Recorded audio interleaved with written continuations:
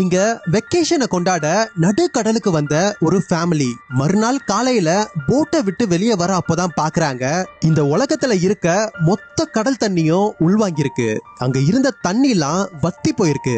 ஆக்சுவலா என்ன ஆயிருக்குன்னா, இதுக்கு முன்னாடி நாள் இவங்க இருக்க அந்த கடல் பகுதியில பெரிய பெரிய எரிக்கற்கள்லாம் வந்து விழுந்திருக்கும். அதுக்கு காரணம் உலகத்தோட மேக்னெட்டிக் ஃபோர்ஸ் ரிவர்ஸ் ஆனதுனால நிலப்பகுதி எல்லாம் கடல் பகுதியா மாறி இருக்கும், கடல் பகுதி எல்லாம் நிலப்பகுதியா மாறி இருக்கும். ஆனா இது தற்காலிகமானதுதான். இப்படி ஒரு விஷயம் நடக்க போகுதுன்னு நடுக்கடல்ல இருந்ததுனால இவங்களுக்கு தெரியாமலே இருந்திருக்கும். சரி, மனுஷங்க யாராவது உயிரோட இருக்காங்களா, அப்படி உயிரோட இருந்தா அவங்க பக்கத்துல இருக்காங்களான்னு வாக்கி டாக்கி ரேடியோ சிக்னல்ல செக் பண்ணிட்டு இருக்கிறப்போ யாரோ ஒருத்தரோட கனெக்ஷன் கிடைக்குது. அந்த நபர் கடல் உள்வாங்குற நேரத்துல கடல்ல தான் இருந்தாருன்றது மட்டும் இல்லாம அவர்கிட்ட ஒரு மினி சப்மரீனே இருக்கு. உள்வாங்கின கடல் தண்ணி கண்டிப்பா ஒரு மிகப்பெரிய சுனாமியா வரும். இதனால அந்த சப்மரீனுக்கு போயிட்டா தப்பிக்க முடியும்னு நினைக்கிறாங்க.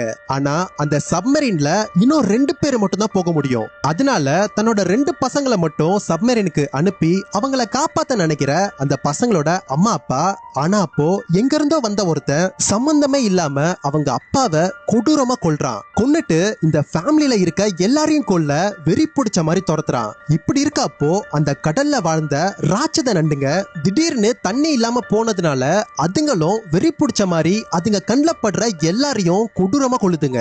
இப்படி இவ்வளவு பிரச்சனைக்கு நடுவுல அந்த பசங்களோட அம்மா மட்டும் எப்படி அந்த பசங்களை காப்பாத்த போறாங்க? இவங்களை துரத்திட்டு வர அந்த சைக்கோ கிட்ட இருந்தும் அந்த ராட்சத நண்டுங்க கிட்ட இருந்தும் எப்படி தப்பிக்க போறாங்க? இதையெல்லாம் தாண்டி அந்த சப்மரீனுக்கு சுனாமி வர்றதுக்குள்ள அவங்க பசங்களை காப்பாத்தினாங்களா இல்லையான்னு ஒரு அட்வென்ச்சர் ஸ்டோரிய த்ரில்லர் கலந்து சொன்ன படம் தான் சர்வைவ். இதே மாதிரி நிறைய மூவி ரிலேட்டட் ஸ்டோரிஸ்க்கு சப்ஸ்கிரைப் பண்ணி ஃபாலோ பண்ண மறந்துடாதீங்க.